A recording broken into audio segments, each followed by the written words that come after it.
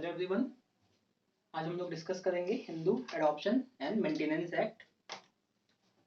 Last lecture रहेगा इसका Hindu law का। इससे पहले Hindu marriage act, Hindu succession act, Hindu minority and guardianship act, ये तीन एक्ट ऑलरेडी कवर हो चुके हैं। ये हमारा लास्ट होगा Hindu adoption and maintenance act 1956।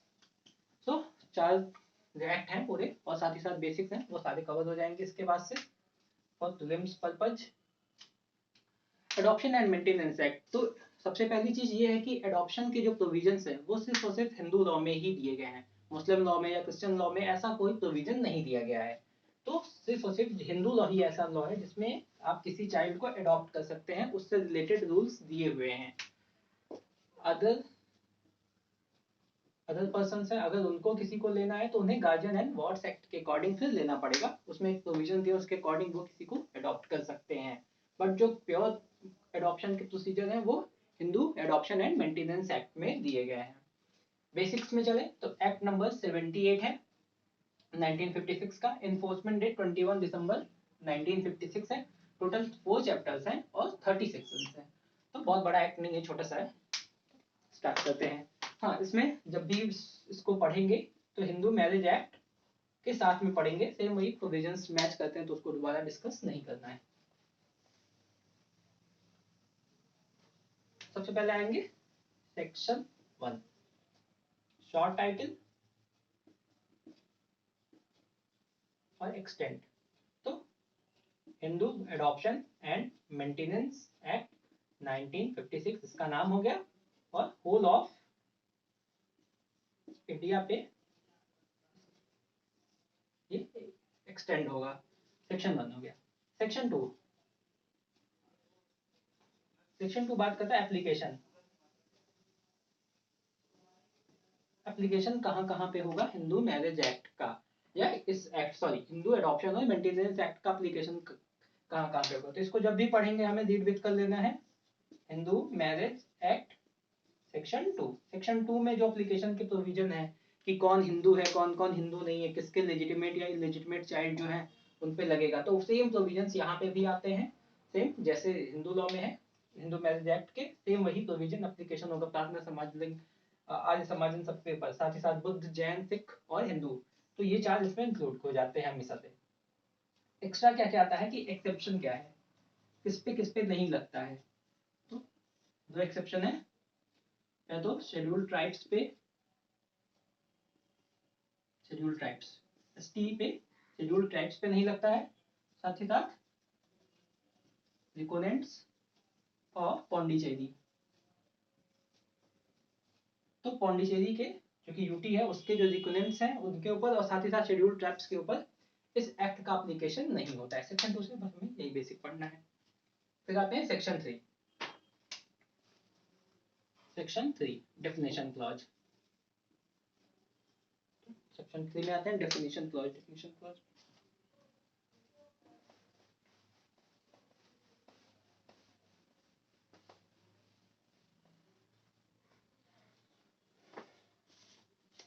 बात है डेफिनेशन क्लॉज। डेफिनेशन क्लॉज में 3 डेफिनेशन है, ए बी सी। पहला हो गया कस्टम या यूसेज, दूसरा हो गया मेंटेनेंस,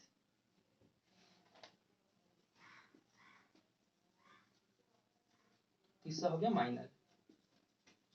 तो ये 3 डेफिनेशन दिए हुए हैं, कस्टम, यूसेज, कस्टम और यूसेज, साथ ही साथ मेंटेनेंस और माइनर।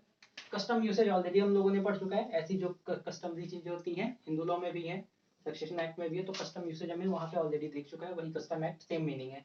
मेंटेनेंस, मेंटेनेंस में फूड, किसी को भी मेंटेनेंस देने का मतलब होता है कि वो प्रॉपर फूड, क्लॉथ, शेल्टर,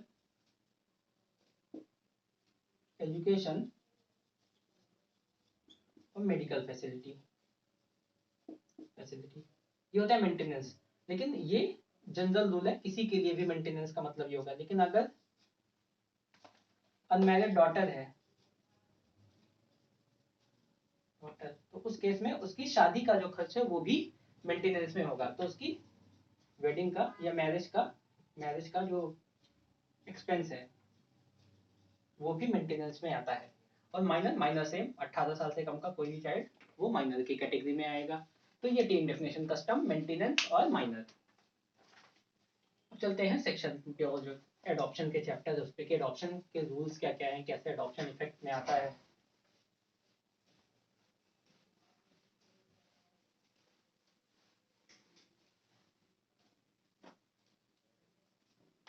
तो सेक्शन 5 चैप्टर 2 है।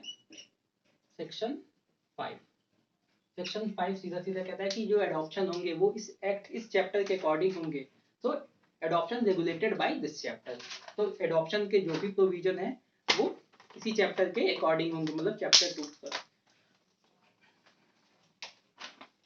तो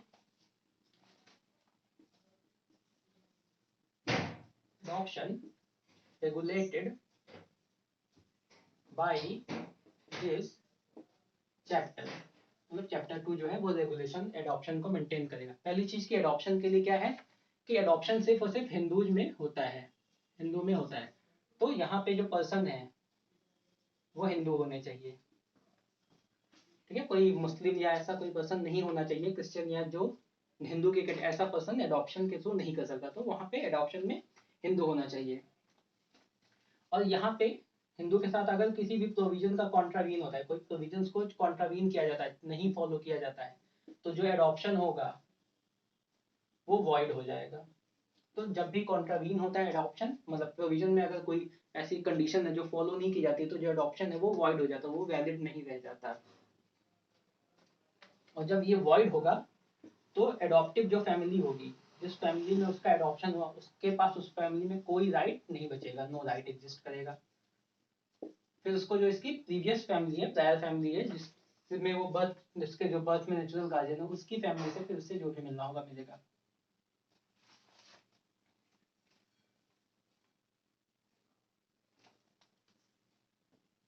यहाँ पे no right given adoptive family में। तो पहला चीज कंडीशन कि एडॉप्शन जो है इसी चैप्टर के अकॉर्डिंग होगा। अब यहाँ पे एक मैगजीम आती है, doctrine of relation back. So doctrine of relation back कि एडॉप्शन में क्या होता है कि एक आदमी जिस जो कि चाइल्ड है उसका एडॉप्ट करके हम दूसरे फैमिली में वो भेजा जाता है। तो वहां पे क्या होता है कि उसके जो रिलेशंस हैं वो चेंज होते हैं।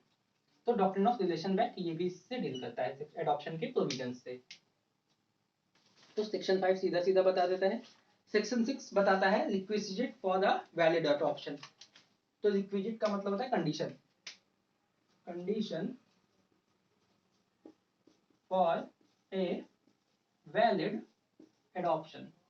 अब जब भी इसको पढ़ेंगे सेक्शन 6, तो इसमें सीधा सीधा बताया है कि 7 की कंडीशन फॉलो करना, 7 और 8 की कंडीशन फॉलो करना है, 9 की कंडीशन, 10 में कंडीशन थी, 11 में। तो ये सारी कंडीशंस को फॉलो करते चलना है जब भी हम एडॉप्शन करेंगे। अब 7 6 में बसे इन्हीं सारी चीजों को कंडीशन में, रिक्विजिट कंडीशंस जो बताया है वो 7 8 9 10 और 11 इसी प्रोविजंस को बता दिया है।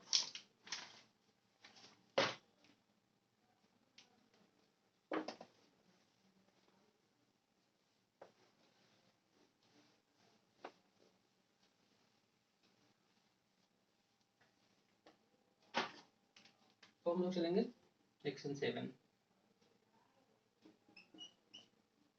यहाँ से हिंदू एडॉप्शन एक्चुअल में देखें तो यही स्टार्ट करता है। Condition capacity of a male Hindu to take an adoption.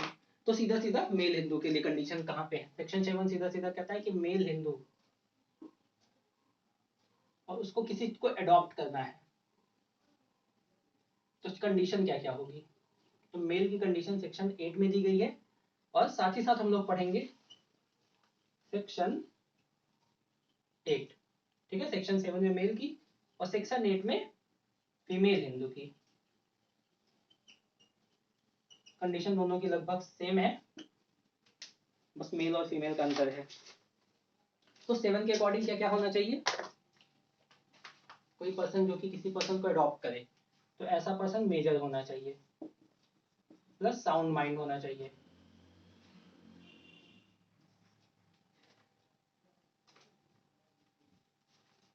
फिर इसको कंसेंट ऑफ वाइफ लेना पड़ेगा, वाइफ या वाइफ्स। अगर इफ मैरिड,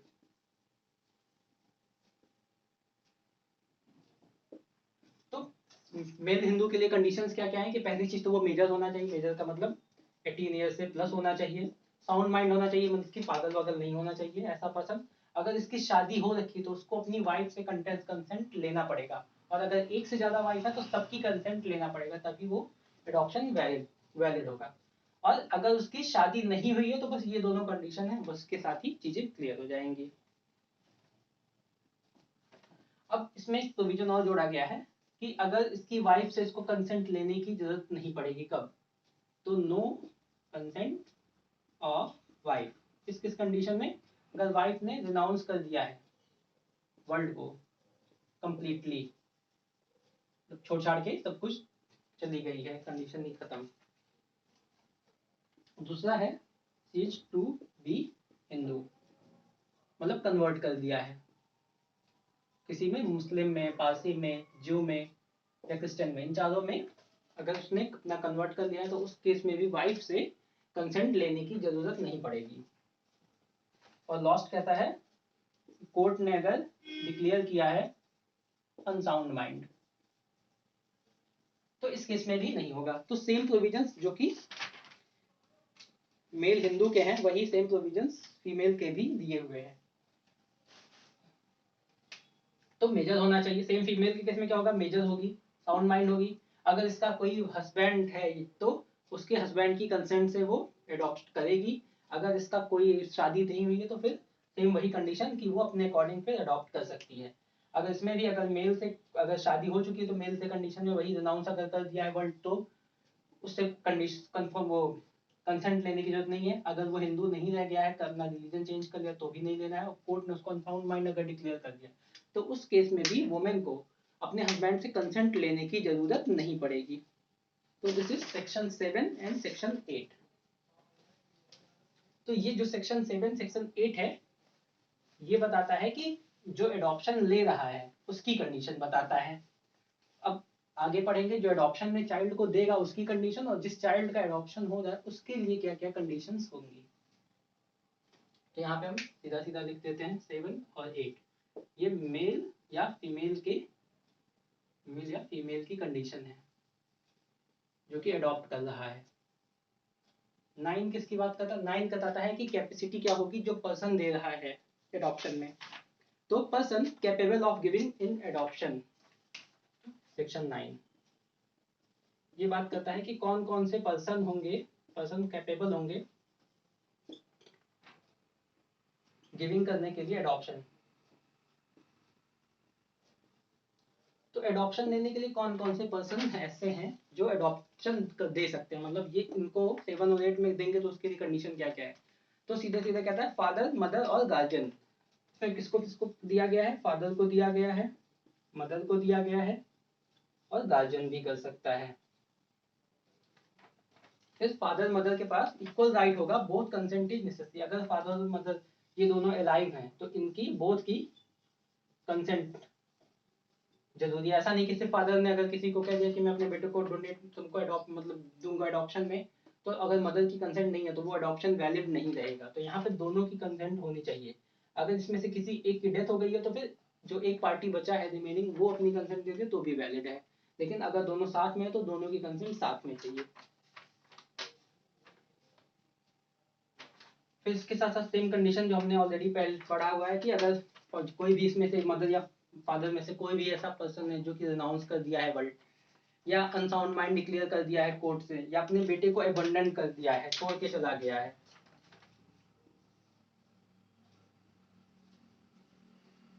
तो अबंडन अगर कर दिया है मतलब छोड़ के अपने बच्चे को चला गया है, तो उस केस में भी लाइक अगर फादर है वो अपने बच्चे को छोड़ के चला गया तो मदर डायरेक्टली बिना किसकी कंसेंट के मदर ही फिर अपने चाइल्ड को एडॉप्शन में दे सकती है। अदरवाइज ये कंडीशन है जिसमें लास्ट में सीज कर देता है, हिंदू नहीं रह जाता है कोई भी अगर पार्टी, तो उस केस में भी ये एडॉप्शन के लिए नहीं अपने चाइल्ड को दे सकते हैं। फिर गार्जियन, अब गार्जियन कैसे देगा? तो गार्जियन जब मदर और फादर इसमें से कोई नहीं है तो जो गार्जियन है वो चाइल्ड को किसी के एडॉप्शन में दे सकता है। तो where in the condition guardian जो है वो कर सकता है अगर उसको कंडीशन के साथ दे दिया गया है। Where parentage is not known, जहाँ पे ये नहीं पता रहता कि इसका पेरेंट कौन है, पेरेंट नहीं है तो उसका गार्जियन दे सकता है। और ऐसा वो जब भी करेगा तो कंसेंट ऑफ कोर्ट, कोर्ट की कंसेंट से करेगा, और जिसमें जो वेलफेयर ऑफ चाइल्ड है वो मैटर करेगा। वेलफेयर ऑफ चाइल्ड जो है वो मैटर करता है।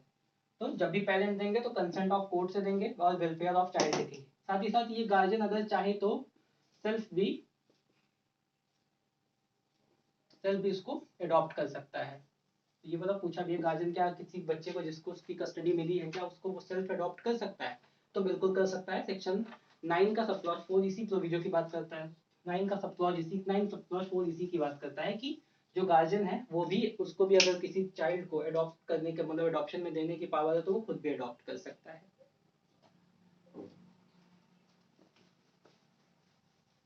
तो सेक्शन 9 कंप्लीट। 9 में हम क्या करेंगे कि पर्सन जो कि दे रहा है उसके लिए कंडीशन की बात करता है। फिर आता है सेक्शन 10। 10 में क्या रहेगा, जो पर्सन जिसका एडॉप्शन होता है उसकी कंडीशन की बात करता है सेक्शन 10। तो सेक्शन सीधा सीधा कहता है person who may be adopted. तो ऐसे कौन कौन से पर्सन है जिनका एडॉप्शन हो सकता है? Person who may be adopted, किसका किसका एडॉप्शन हो सकता है इसको बताता है, मतलब कि जिसका हो रहा है। तो 7-8 में कंडीशन है मेल के लिए, 7 में, 8 में फीमेल की है, 9 में जो दे रहा है उसकी कंडीशन, 10 में जिस चाइल्ड का हो रहा है उसके लिए क्या क्या कंडीशन है।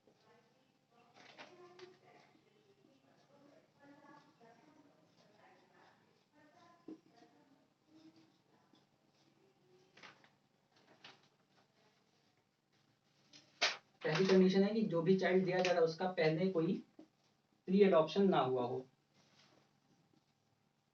क्योंकि एक एडॉप्शन से ऐसा है कि वो सिर्फ और सिर्फ एक चाइल्ड का एक ही बार एडॉप्शन हो सकता है। तो उसका अगर पहले कोई एडॉप्शन हुआ है तो उस केस में उसका एडॉप्शन दोबारा नहीं हो सकता है। दूसरी कंडीशन है कि हाँ पहली सॉरी यहाँ पहली कंडीशन है कि वो हिंदू होना चाहिए। दूसरे में आता है कि नो अर्लियर एडॉप्शन। थर्ड में आता है कि उसकी मैरिज नहीं हुई होनी चाहिए। फोर्थ में आता है कि एज जो होगी वो 15 साल से कम की होगी। ये 4 कंडीशन है। तो पहली चीज की कोई भी चाइल्ड है अगर उसका एडॉप्शन हो रहा है तो उसे हिंदू होना चाहिए। तो हिंदू चाइल्ड का ही एडॉप्शन हो सकता है, कोई पर्सन किसी अदर रिलीजन के पर्सन का एडॉप्शन नहीं कर सकता है या उसका एडॉप्शन नहीं हो सकता है। फिर जिस पर्सन का एडॉप्शन हो रहा है उसका पहले कोई एडॉप्शन नहीं होना चाहिए। फिर आता है मैरिज, जिस पर्सन का एडॉप्शन हो रहा है उसकी शादी नहीं हुई होनी चाहिए, उस शादी उसकी ना हुई हो, मैरिज ना हुआ हो। लेकिन यहाँ पे प्रोविजो है या एक्सेप्शन है कि अगर कोई कस्टम है या यूसेज है उसके अकॉर्डिंग अगर उसमें इस चीज को वैलिड किया गया है तो उसकी शादी हो भी गई है तब भी उसका एडॉप्शन हो सकता है। और लास्ट आता है 15 साल से कम की, कि कभी भी किसी चाइल्ड का अगर एडॉप्शन होगा तो उसकी एज जो है 15 साल से कम की होनी चाहिए। 15 साल से ऊपर का एडॉप्शन वैलिड नहीं है। बस इसमें क्या है कि सेम वही प्रोविजन यहाँ पे भी आता है कि अगर कस्टम चल रहा है उसके फैमिली में, कस्टम के अकॉर्डिंग यहाँ पे हो सकता है 15 साल से ऊपर का भी अगर कोई चाइल्ड है तो उसका एडॉप्शन किया जा सकता है। तो सेक्शन 10 ये सीधे सीधे कहता है कि पर्सन कौन कौन एडॉप्ट हो जाए। तो पहला तो कोई हिंदू होगा, उसके बाद से उसमें उसकी जो पहले कभी एडॉप्शन ना हुआ हो।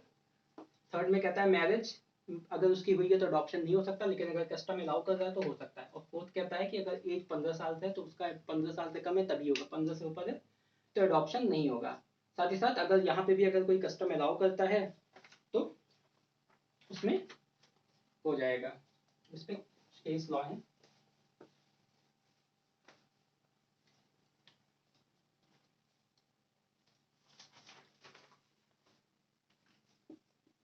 Kumar Hussain versus state of Bihar. तो इस केस में क्या हुआ था, Kumar Hussain versus state of Bihar में ये कहा गया था कि जो कस्टम है के अकॉर्डिंग, कस्टम के अकॉर्डिंग जो है 15 प्लस एज का भी अगर कोई पर्सन है तो उसका एडॉप्शन हो सकता है 15 के ऊपर भी। तो ये Kumar Hussain versus state of Bihar है, इस केस में बताया गया था। फिर इसमें 21 और आता है,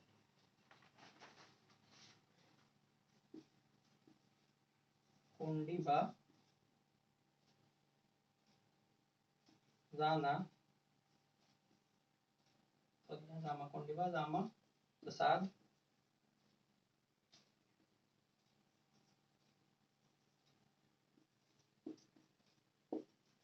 नारायण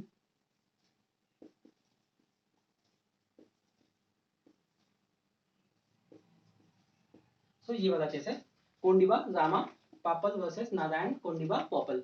तो इस केस में ये कहा गया था कि जो कस्टम होते हैं, कस्टम से मेनली क्या है ना कि जो 15 ईयर की एज है उसी को वो चैलेंज किया गया था बार बार कि क्या 15 ईयर की अगर उसकी एज हो चुकी है तो क्या उसको अडॉप्ट किया जा सकता है। तो इसमें भी वही कहा गया कि कस्टम अगर ऐसा चला आ रहा है तो अलाउ किया जा सकता है, उसको मिल जाएगा, एडॉप्शन उसका हो सकता है, अदरवाइज एडॉप्शन नहीं होगा। तो ये था सेक्शन 10। सेक्शन 10 में आ गया जिसका एडॉप्शन हो रहा है उस चाइल्ड का, उसकी बात करता है। फिर आता है सेक्शन 11 जो कि अदर कंडीशंस की बात करता है for a valid adoption. Section 11 ये अदर कंडीशन को बताता है, अदर कंडीशन 11 इसमें क्या है, अदर कंडीशन। यहाँ से क्वेश्चन बहुत ज्यादा उठते हैं ये अदर कंडीशन से, इससे मैंने जो क्वेश्चन मतलब इलस्ट्रेशन बेस्ड क्वेश्चन होते हैं वो यहाँ से निकल के आते हैं ज्यादातर।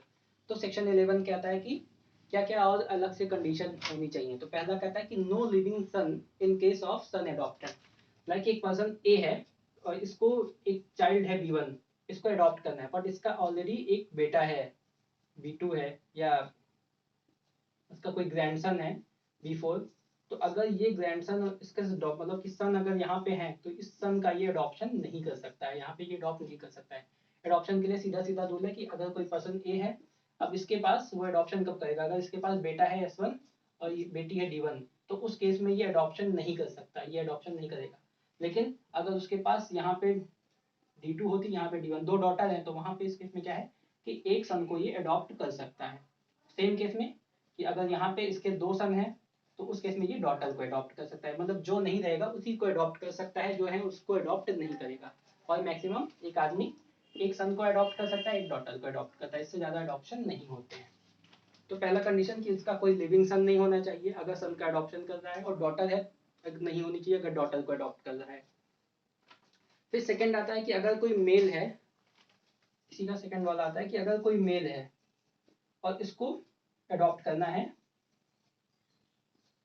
मान लो यहाँ पे मेल को अडॉप्ट करना हो फीमेल को करना है, तो मेल को अडॉप्ट करने के लिए यहाँ पे कोई कंडीशन नहीं, कंडीशन सीधा सीधा कि ये 18 साल से ऊपर होना चाहिए और साउंड माइंड होना चाहिए। तो उस केस में ये पर्सन जो है मेल है वो अडॉप्ट कर सकता है। लेकिन जहाँ फीमेल की बात आएगी तो वहां पे इनके बीच में 21 ईयर्स का गैप होना चाहिए। 21 ईयर का गैप मतलब कि अगर मान लो मेल जो है वो 30 ईयर का है और फीमेल जो है वो 14 ईयर की है, तो इसके बीच में 21 ईयर का गैप आना चाहिए। तो 30 में 14 अगर माइनस करेंगे 6, तो ये 16 साल का डिफरेंस आया। तो यहाँ पे ये जो एडॉप्शन है ये वैलिड नहीं है, क्योंकि जो एज यहाँ पे जो 16 साल आ रहा है एज, इस एज को 21 साल का होना चाहिए, 21 साल कम से कम होना चाहिए। अगर कोई मेल फीमेल को अडॉप्ट कर रहा है उस केस में उसकी जो एज डिफरेंस है वो 21 ईयर होना चाहिए। और सेम कंडीशन थर्ड में कहता है कि अगर कोई वुमेन है और वो किसी मेल को अडॉप्ट कर रही है तो उसके लिए भी 21 ईयर का कंडीशन होना ही चाहिए। अगर ये कंडीशन रीच करेगा तो जो अडॉप्शन है वो वॉइड हो जाएगा।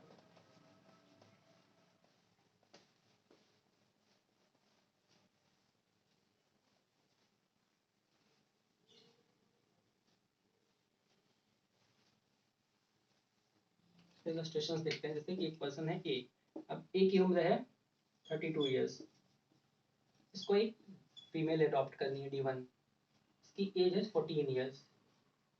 तो क्या ये अडॉप्ट कर सकता है, तो सीधा सीधा 32 में से 14 ईयर का है तो माइनस करेंगे,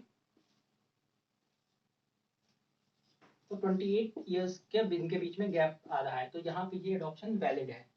सेम उसी तरीके से यहाँ पे एक फीमेल है और इसको अडॉप्ट करना है एक सन को, एक बेटे को, तो उस केस में क्या होगा कि अगर फीमेल की एज 29 ईयर है और जो चाइल्ड है इसकी एज 14 ईयर है, तो इस केस में क्या होगा, तो 29 माइनस 14,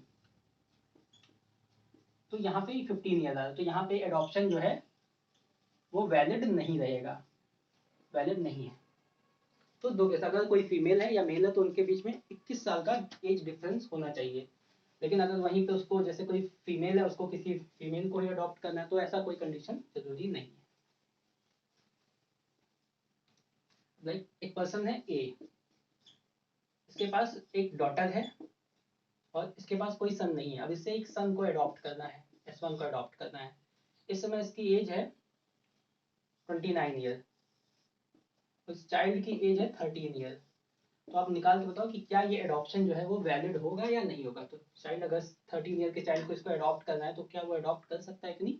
तो आप अपने से निकाल के इसको सॉल्व करना और कमेंट में रिप्लाई दीजिए कि क्या ये एडॉप्शन वैलिड है या नहीं है वैलिड है।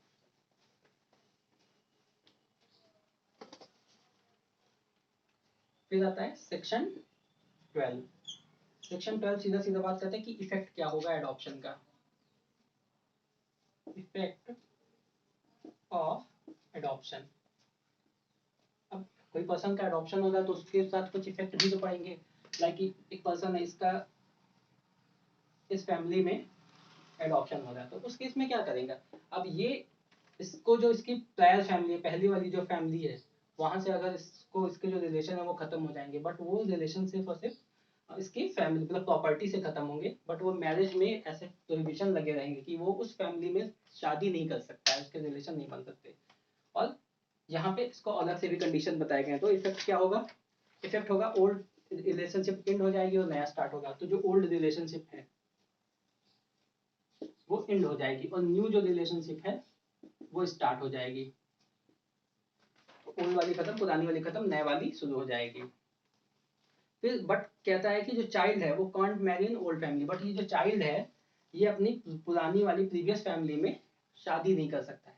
थर्ड कहता है कि अगर इसको एडॉप्शन से पहले कोई प्रॉपर्टी मिलती है या कुछ मिलता है, ऐसा प्रॉपर्टी इसको मिलती है एडॉप्शन से पहले, तो वो प्रॉपर्टी उसकी होगी। लेकिन एडॉप्शन के बाद उसको जो फैमिली उसकी ओल्ड फैमिली है उसमें इसको कोई नो राइट मिलेगा, कोई राइट नहीं मिलेगा। वहां पे इसका राइट खत्म हो जाएगा। अगर ये एडॉप्शन के बाद, एडॉप्शन के पहले की प्रॉपर्टी है तो इसे मिलेगी। इसमें बताया गया था, एक केस है मान सिंह वर्सेस सतनाम सिंह। तो मान सिंह वर्सेस सतनाम सिंह के केस में क्या गया था कि अगर कोई विडो है तो वो भी किसी भी चाइल्ड को अडॉप्ट कर सकती है। सो इफेक्ट ऑफ एडॉप्शन में ओल्ड जो भी उसके रिलेशन रहेंगे वो खत्म हो जाएंगे, न्यू रिलेशन बनेंगे। बट ये अपनी जो प्रीवियस फैमिली है उसमें शादी का रिलेशन नहीं बना सकता कोई भी। और अगर इसके एडॉप्शन से पहले इसको कोई प्रॉपर्टी मिली है तो वो प्रॉपर्टी इसको साथ इसके साथ जाएगी, बाद में इसको कोई प्रॉपर्टी उस फैमिली से नहीं मिलेगी क्योंकि ये उस फैमिली का पार्ट नहीं रह गया है।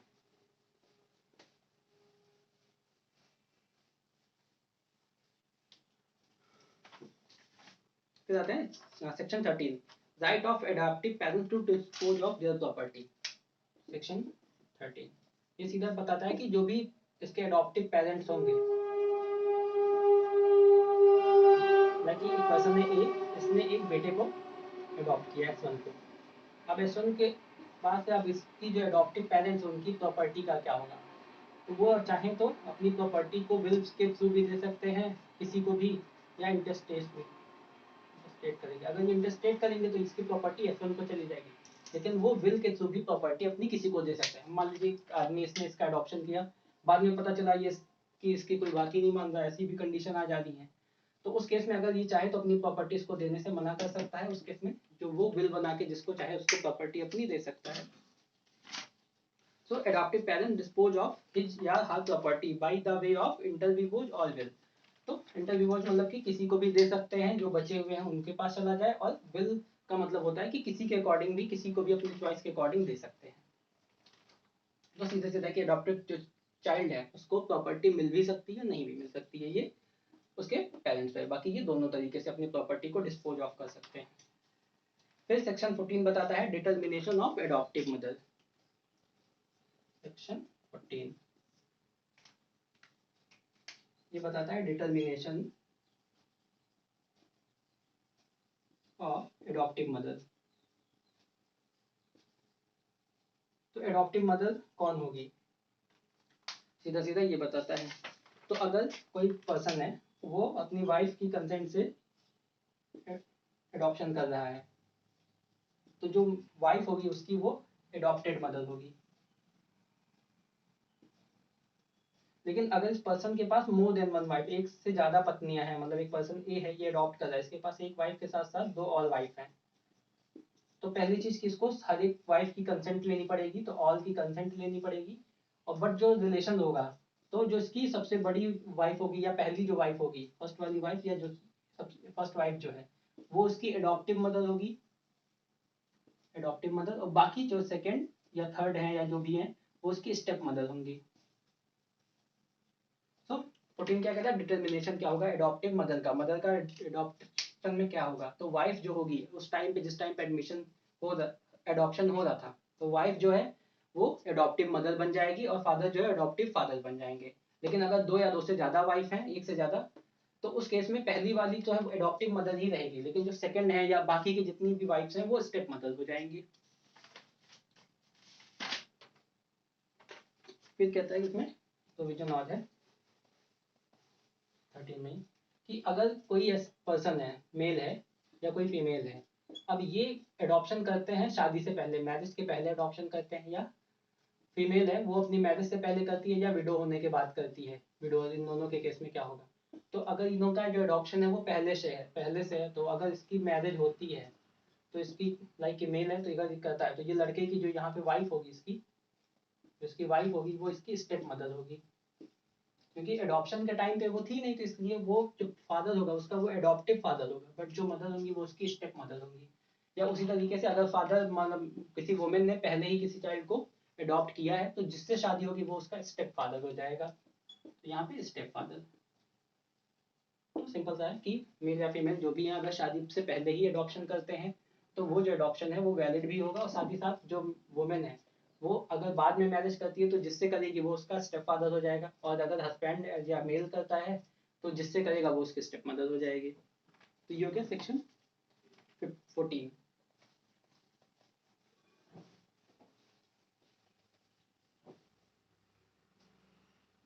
फिर आते हैं सेक्शन 15।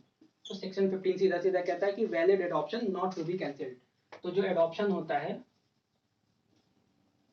वो वैलिड अगर है तो वो कभी कैंसिल नहीं होगा या वॉइड नहीं, मतलब खत्म नहीं होगा, वो हमें कभी भी कैंसिल नहीं हो सकता। ऐसा नहीं कर सकते कि एक आदमी है उसको किसी काम के लिए बेटा चाहिए, अब उसने क्या किया कि एक पर्सन S1 को अडॉप्ट किया और D1 को अडॉप्ट किया, कुछ दिन थे साथ में चले, बाद में इसको लगता है कि यार ये तो मेरे कैपेबल ही नहीं है, तो उस केस में इसको फिर हटा नहीं सकते। या इस पर्सन का बाद में कोई एक और बेटा हो गया S2, तो उस केस में भी यहाँ पे S1 को सेम राइट मिलेगा, D1 को सेम राइट मिलेगा, S2 को भी सेम राइट ही मिलेंगे। वो अलग है कि अगर वो अपनी विल के थ्रू दे देता है तो ठीक है, अदरवाइज जो एडॉप्शन है वो कभी कैंसिल नहीं होता। तो सेक्शन 15 के अकॉर्डिंग अगर एडॉप्शन एक बार हो गया तो वो कभी कैंसिल नहीं हो सकता। फिर सेक्शन 16 ये कहता है presumption as to registered document relating to adoption. अब किसी का अगर एडॉप्शन होगा तो वो पूरी प्रोसेस के थ्रू होता है, तो जो भी इसके पेपर्स होंगे या डॉक्यूमेंट होंगे तो कोर्ट ये प्रिज्यूम करके चलता है, हमेशा शेयर प्रिज्यूम रहता है कि ये जो एडॉप्शन हुआ है वो वैलिड है। तो कोर्ट हमेशा ये प्रिज्यूम करेगा कि जो एडॉप्शन के पेपर हैं, एडॉप्शन के जो डॉक्यूमेंट हैं वो वैलिड हैं। अब इसी को कहते हैं रिबटेबल प्रिजम्पशन ऑफ लॉ। तो ये रिबटेबल प्रिजम्पशन ऑफ लॉ होता है कि अगर कोर्ट हमेशा ये कंसीडर करेगा कि जो भी एडॉप्शन हुआ है वो वैलिड हुआ है, जो भी उसके डॉक्यूमेंट है वो प्रॉपर सब कुछ सही है।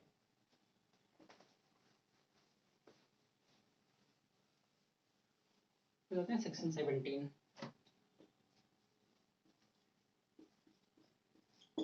तो 17 सीधा सीधा कहता है कि किसी भी एडॉप्शन में कंसिडरेशन नहीं होना चाहिए। तो prohibition on certain payment, prohibition on certain payments. तो सीधा सीधा इसको ऐसे याद करिए कि सेक्शन 17 में विदाउट कंसिडरेशन होता है, जो भी एडॉप्शन होगा वो विदाउट कंसिडरेशन होगा। मैं सीधा सीधा लगा कि no consideration for adoption means adoption के लिए कोई कंसिडरेशन नहीं होगा। दूसरा कहता है कि अगर कोई कॉन्ट्रावीन करता है प्रोविजन को, कोई पर्सन इसको कॉन्ट्रावीन करता है, लाइक एक पर्सन है ये, तो इसने क्या किया, अपने चाइल्ड को किसी को दे दिया और बदले में उससे 10 लाख रुपए ले लिए कि मैं तुमको अपना बेटा तो दे दूंगा, अडॉप्ट कर दूंगा, बट 10 लाख रुपए तुमसे लूंगा। तो ये ऐसा कोई भी जो ट्रांजेक्शन है वो वैलिड नहीं है। तो प्रोहिबिशन करता है कंसिडरेशन पे। ये जो भी अडॉप्शन होंगे वो हमेशा विदाउट कंसिडरेशन होंगे। अगर इसका कोई प्रोविजन को कॉन्ट्रावीन करता है तो उसको 6 मंथ की इम्प्रिजनमेंट या फाइन या बोथ, दोनों की सजा मिल सकती है। फिर इसमें एक कंडीशन और आता है कि जब भी कभी ऐसे केसेस का प्रोसिक्यूशन लगाना होगा, प्रोसिक्यूशन कभी भी स्टार्ट करना होगा, तो स्टेट गवर्नमेंट से प्रीवियस सैंक्शन लेना पड़ेगा। तो सेक्शन 17 में सीधा सीधा क्या है कि प्रोहिबिशन, जो भी एडॉप्शन होंगे वो विदाउट कंसिडरेशन होते हैं। अगर कोई उसको कॉन्ट्रावीन करता है, उससे पैसे से या कोई भी ऐसा कुछ लेता है, तो उसको 6 महीने तक की इम्प्रिजनमेंट हो सकती है, फाइन भी हो सकता है या दोनों हो सकता है। और लास्ट कहता है कि जब भी किसी पर्सन पे ऐसा प्रोसिक्यूशन स्टार्ट करना होगा तो सबसे पहले स्टेट गवर्नमेंट की प्रीवियस कंसेंट लेनी पड़ेगी। विदाउट प्रीवियस कंसेंट आप इसको मतलब कि इसमें कोई केस नहीं स्टार्ट कर सकते। इसके बाद से चैप्टर जो 2 था हमारा यही पेंड होता है। तो जैसा कि नाम था एडॉप्शन, तो एडॉप्शन के प्रोविजंस कहाँ से कहाँ तक हैं, अगर इसके अकॉर्डिंग देखोगे तो 5 से लेकर के 17 तक एडॉप्शन के प्रोविजंस हैं। और मेंटेनेंस के जो प्रोविजंस हैं वो हैं 18 से लेकर के 27 तक। फिर आता है सेक्शन 18, ये बात करता है मेंटेनेंस ऑफ वाइफ। साथ ही साथ सेक्शन 19 ये बात करता है maintenance of daughter in law.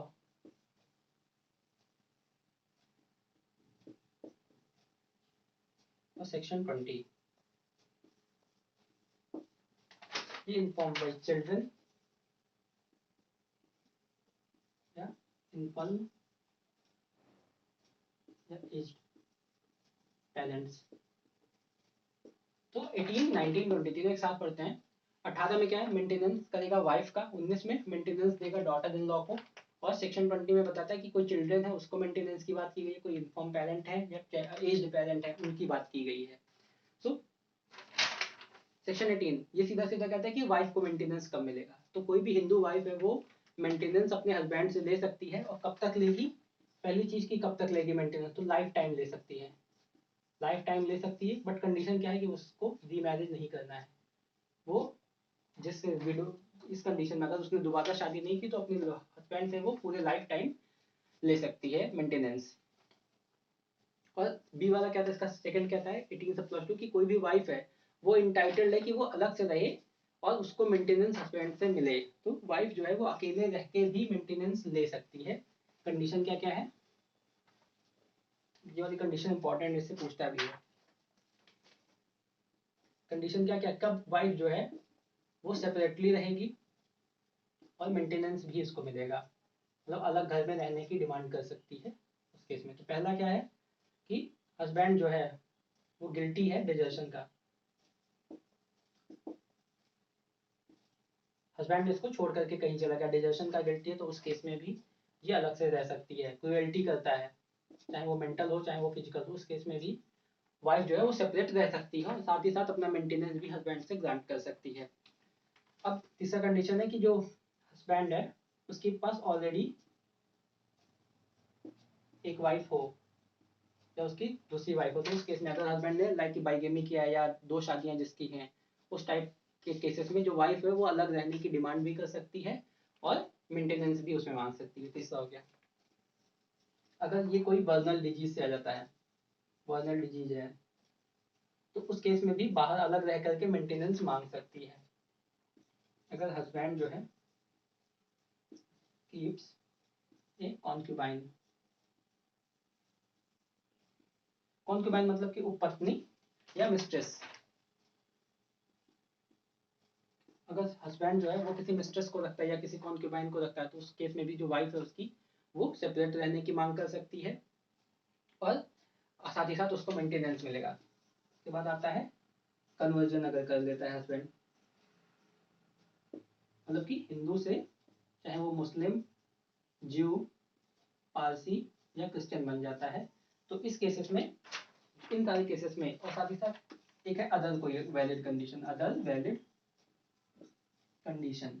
तो अगर गिल्टी करता है, डिजर्शन छोड़ के चला जाता है, उस केस में भी मांग सकती है। कोई गलती करता है, उसके पास ऑलरेडी कोई वाइफ है, उसको कोई वर्नल डिजीज ऐसी हुई है, या हस्बैंड जो है वो कोई कंक्यूबाइन रखता है या मिस्ट्रेस रखता है, साथ ही साथ अगर उसने अपना कभी रिलीजन चेंज कर लिया, या अदर कोई भी वैलिड मेथड जो कि कोर्ट के अकॉर्डिंग लगते हैं, तो ऐसे केसेस में जो वाइफ है वो अलग भी रह सकती है और साथ ही साथ हस्बैंड से अपने मेंटेनेंस भी ग्रांट कर सकती है इन सारे केसेस में। फिर थर्ड कहता है कि वाइफ, किस किस केस में वाइफ को रेसिडेंस नहीं मिलेगा या मेंटेनेंस जो है वो नहीं मिलेगा, मतलब बाहर रहने पे भी, और उसका मेंटेनेंस कब कब नहीं मिलेगा। अगर वो अनचेस्ट हो जाती है उस केस पे,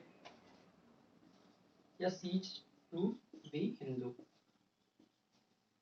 अगर वाइफ अनचेस्ट हो जाती है तो उस केस में इसको कोई मेंटेनेंस नहीं मिलेगा या अमाउंट कम किया जा सकता है, साथ ही में अलग रहने के लिए घर की डिमांड नहीं की जाएगी। और साथ ही साथ अगर वो हिंदू से अपना कन्वर्जन कर देती है चारों रिलीजन में से किसी में भी, तो उस केस में भी जो हस्बैंड है वो उसको मेंटेनेंस उसका नहीं देगा। साथ ही साथ अगर उसने अपनी रीमैरिज कर ली तो उस केस में भी मेंटेनेंस नहीं जाएगा। फिर आता है सेक्शन 19, ये बात कहता है maintenance of widowed daughter in law. तो जो भी 19 में क्या है, जो विडोड डॉटर इन लॉ है,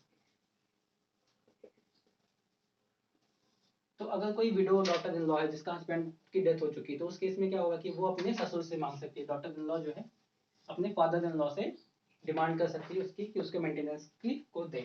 और ऐसा कोई भी जो मेंटेनेंस होगा वो स्टेट ऑफ हस्बैंड, अगर हस्बैंड की कोई प्रॉपर्टी है तो उस प्रॉपर्टी से दिया जाएगा, और अगर प्रॉपर्टी नहीं है तो उसके जो सन हो या डॉटर की कोई स्टेट है तो वहां से उसको दिया जाएगा, ऐसे कंडीशन में उसके मेंटेनेंस चलाने के लिए। तो 19 figure window daughter in law की बात करता है मेंटेनेंस की।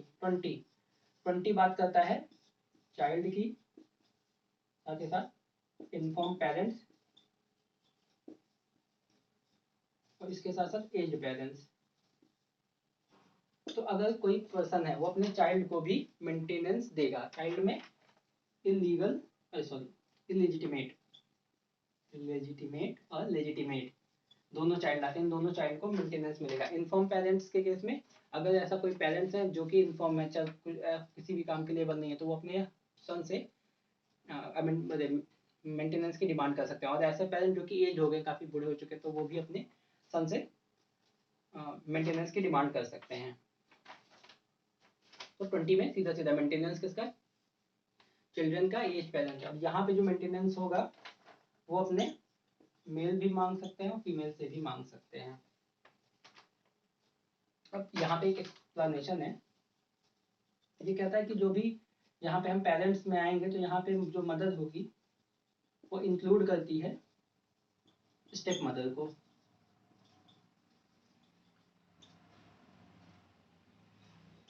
तो मदर जो होंगी वो स्टेप मदर को इंक्लूड करती है। तो पेरेंट इंक्लूड करेंगे स्टेप मदर को। अगर कोई अनमैरिड डॉटर है तो उसको भी उसकी शादी तक मिलेगा। चाइल्ड के केस में क्या है कि अगर लेजिटिमेट है या इलेजिटिमेट दोनों को मिलेगा। इलेजिटिमेट में क्या है कि अगर यहाँ पे कोई डॉटर है तो उसकी जो मैरिज का खर्च है वो भी उसे देना पड़ेगा, वो भी एज ए मेंटेनेंस में आएगा। लेजिटिमेट में भी डॉटर की शादी तक का उसको देना पड़ेगा। और बट इस सारी कंडीशन में ये कंडीशन सबसे पहले आती है कि ये सारे जो हैं all are unable to maintain.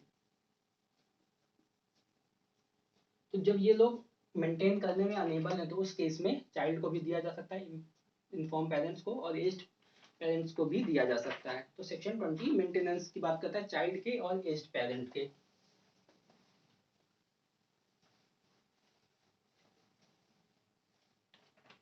फिर आते हैं सेक्शन 21, सेक्शन 21 और सेक्शन 22, 22 दोनों साथ में पढ़ते हैं। इसमें क्या है, डिफाइन किया गया है डिपेंडेंट्स को, और इसमें इंडिपेंडेंस का मेंटेनेंस दिया गया है। तो मेंटेनेंस के प्रोविजन 22 में है और डिपेंडेंट्स की डेफिनेशन 21 में है। कौन कौन आता है पहले देखते हैं। तो डिपेंडेंट मतलब आश्रित किसको, कौन कौन आएगा 21 के अकॉर्डिंग। तो सीधा सीधा लिस्ट याद कर लेते हैं कि फादर, मदर, कोई विडो है तो वो भी आएगी, कोई सन है या डॉटर है, डॉटर जब तक कि उसकी शादी नहीं हो जाती वो डिपेंडेंट्स में आते हैं इसके, या प्री डिसीज्ड सन का कोई सन है या प्री डिसीज्ड डॉटर का कोई सन है या डॉटर है, तो उस केस में भी उसको भी सेक्शन 21 में वो डिपेंडेंट्स की कैटेगरी में आएंगे और उनको मिलेगा। अब 21 में जो हिंदू लिखा है, तो हिंदू का मतलब यहाँ पे मेल से भी ले सकता हो फीमेल से भी ले सकता है। तो 21 हो गया कि मेंटेन डिपेंडेंट्स, ठीक है। अब जब 22 बताता है कि मेंटेनेंस ऑफ डिपेंडेंट्स, तो मेंटेनेंस ऑफ डिपेंडेंट 22 में है, 21 में इस कैटेगरी को याद कर लेना, इससे क्वेश्चन बनते हैं 21 वाले से कि कौन कौन इसमें आता है, डिपेंडेंट्स के डेफिनेशन में कौन कौन आता है। 22 मेंटेनेंस बात करता है डिपेंडेंट्स की। 23 बात करता है अमाउंट ऑफ मेंटेनेंस, जो भी अमाउंट 23 में क्या है, अमाउंट ऑफ मेंटेनेंस है, अमाउंट ऑफ मेंटेनेंस। तो जब भी अमाउंट ऑफ मेंटेनेंस होगा तो उस पर्सन की जिसको भी मेंटेनेंस दिया जा रहा है, तो जो दे रहा है उसकी कंडीशन और जिसको मिल रहा है उसकी कंडीशन, दोनों को देखा जाएगा कि वो किस कंडीशन में रहता है, कितना उसको मेंटेनेंस देना है। तो ये 22 23 में क्या है, अमाउंट ऑफ मेंटेनेंस। 24 ये इंपॉर्टेंट है, 24 बहुत पूछता है। 24 कहता है कि जो क्लेमेंट होंगे वो मस्ट बी हिंदू। तो यहाँ पे 18 19 20 22 21 में पूरी लिस्ट दी गई है। इसमें से जो भी पर्सन है जिनको की मेंटेनेंस मिल रहा है वो हिंदू होने ही चाहिए। अगर उसमें वो हिंदू है तभी उन्हें मिलेगा। अगर ऐसा कोई पर्सन जो कि हिंदू नहीं है और उसने अपना क्या किया, कन्वर्जन कर दिया है, कन्वर्जन कर लिया है, तो उस केस में उसको कोई मेंटेनेंस नहीं मिलेगा इस एक्ट में। तो क्लेमेंट जो है वो हिंदू ही होना चाहिए, सेक्शन 24। फिर आता है सेक्शन 25। 25 बताता है अल्टरेशन ऑफ मेंटेनेंस। 25 ये बताता है अल्टरेशन मेंटेनेंस का।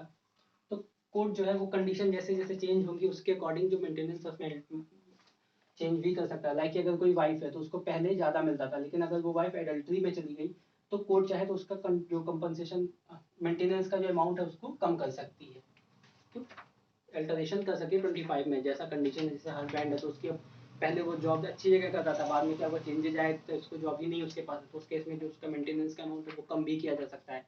या हस्बैंड की जॉब अच्छी लग गई या ऐसा उसके पास सोर्स है तो वहाँ पे वाइफ या जो भी पर्सन है उसको एडॉप्शन सॉरी उसका जो मेंटेनेंस है वो उस अकॉर्डिंग मिलेगा। तो 25 बात करता है अल्टरेशन मेंटेनेंस में।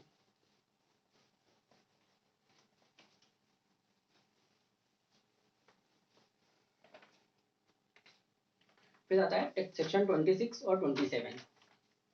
26 और 27 मेनली क्या सेक्शंस को एक साथ ही पढ़ना है, जैसे 21 22 पढ़े साथ में, 23 में हो गया, 24 हो गया, 25 तक हो गया। 26 में क्या है, प्रायोरिटी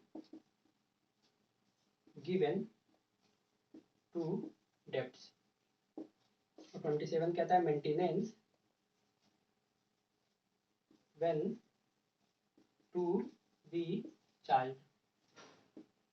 तो 26 बताता है प्रायोरिटी किसको मिलेगी, तो कभी भी जब यहाँ पे डेब्ट्स को पेमेंट करना है, लाइक कि कोई पर्सन है ए, अब इसकी डेथ हुई तो इसकी यहाँ पे विडो है, यहाँ पे इसका सन है, लेकिन इस पर्सन ने क्या किया कि एक पर्सन एक्स से डेब्ट लिया था, तो जब इस पर्सन की डेथ हुई तो इसकी जो प्रॉपर्टी से पहले डेब्ट का जो पैसा है उसको दिया जाएगा। तो प्रायोरिटी जो है हमेशा वो डेब्ट्स को दी जाती है। अगर डेब्ट्स का देने के बाद से जो बचेगा उस अमाउंट से इन दोनों को मिलेगा, पहले डेब्ट को ही किया जाएगा। बट 27 इसका एक्सेप्शन है, ये कहता है maintenance when to be charge. यहाँ पे ये सीधा सीधा कहता है कि जो मेंटेनेंस है वो भी चार्ज हो सकता है, पहले उसको दिया जा सकता है। किस केस में, कि जहाँ पे जो पहले क्या है, सिंपल सा कहता है कि जो भी डेब्ट्स है उनको प्रायोरिटी दी जाएगी। लेकिन 27 में क्या है कि अगर कोर्ट कोई बिल से आ जाए, कोई बिल बना दे कि इस बिल से पहले इसको पैसा मिलेगा, तो उस केस में जा सकता है। अगर कोर्ट की कोई डिक्री है, डिक्री ऑफ कोर्ट, तो कोर्ट अगर डिक्री से कह दे कि वुमेन को इसके मेंटेनेंस, इसकी प्रॉपर्टी में से पहले इस पर्सन को मेंटेनेंस मिलेगा, तो उस केस में इसको चार्ज किया जाएगा पहले। और लास्ट कहता है एग्रीमेंट बिटवीन ओनर और डिपेंडेंट। अगर कोई एग्रीमेंट हुआ है पहले से ओनर में और डिपेंडेंट में, तो उस केस में यहाँ पे जो भी मेंटेनेंस है वो पहले दिया जाएगा, डेब्ट्स को बाद में रिकवर किया दिया जाएगा। तो प्रायोरिटी गिवन टू डेब्ट्स। 26 बताता है कि डेब्ट्स को प्रायोरिटी मिलेगी, 27 बताता है कि मेंटेनेंस होगा वो एज अ चार्ज रहेगा। तो ये चार्ज के नेचर का होता है मेंटेनेंस। अगर 27 में विल के थ्रू है या डिग्री ऑफ कोर्स है या एग्रीमेंट हुआ है ओनर और डिपेंडेंट में। फिर 27 के बाद सीधे हम लोग चलेंगे सेक्शन 30 पे, लास्ट सेक्शन है 30। सीधा सीधा कहता है कि हिंदू एडॉप्शन और मेंटेनेंस एक्ट, इसका कोई भी इम्प्लीमेंटेशन 1956 के पहले जो भी एडॉप्शन हुए हैं उस पर कोई इफेक्ट नहीं पड़ेगा। लाइक कि 1952 में एक पर्सन है, उसने क्या किया कि एक सन को अडॉप्ट किया, दूसरे सन को भी फिर अडॉप्ट किया, फिर 2 डॉटर को भी अडॉप्ट कर लिया, यहाँ पे D1 D2। तो इस केस में क्या होगा कि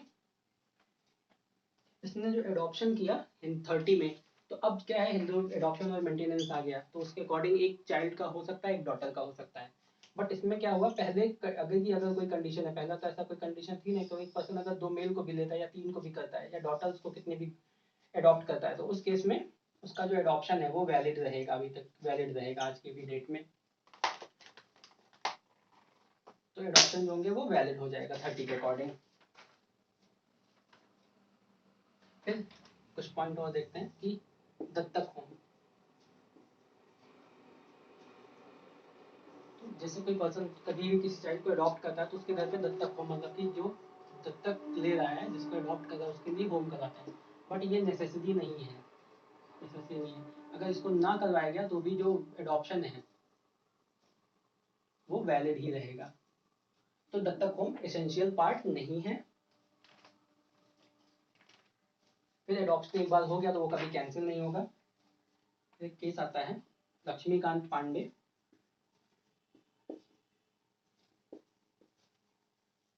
versus Union of India.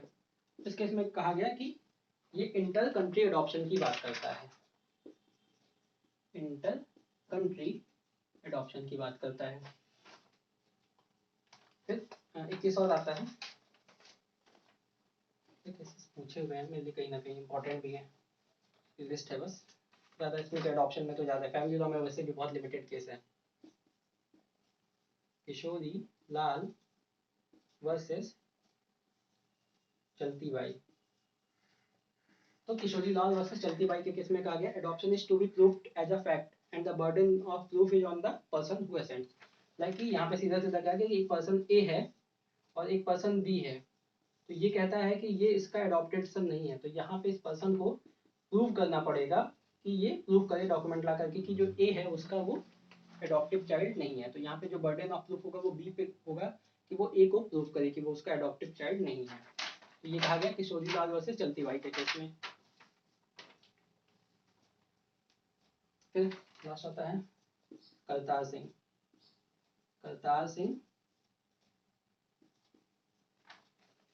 Versus Sujan Singh. Kartar Singh versus ये भी एडॉप्शन से ही डील करता है।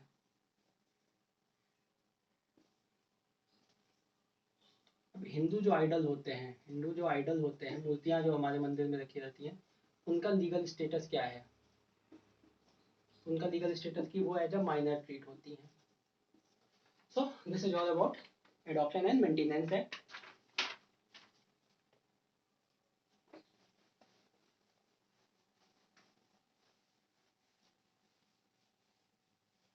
बात करें अगर इसमें क्वेश्चंस की, तो जो चैप्टर 2 है वहाँ से मैक्सिमम क्वेश्चन बनते हैं और वो इन डेप्थ में पूछते हैं। चैप्टर जो 3 है वहाँ पे सेक्शन वाइज क्वेश्चन बनते हैं कि प्लेन सेक्शन में कि किस सेक्शन में क्या दिया, इंडेक्स वाले वो क्वेश्चन बनते हैं। 11 में इलस्ट्रेशन और प्रॉब्लम बेस्ड भी क्वेश्चन काफ़ी बनते हैं, तो उसको जितना सॉल्व करें, क्योंकि इसमें मेनली एज डिफरेंस पे काफ़ी सारे क्वेश्चन आते हैं। तो आपकी और भी कोई क्वेरी हो तो आप हमें जुडिशरी फॉर लाइफ इंस्टाग्राम पे मैसेज कर सकते हैं। Thank you.